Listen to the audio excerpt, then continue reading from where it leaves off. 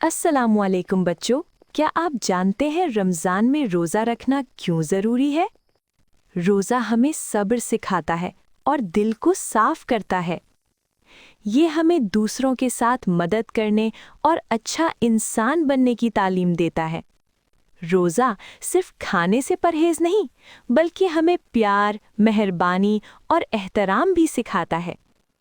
اور سب سے خاص بات، اللہ ہمارے اچھے اعمال دیکھتا ہے۔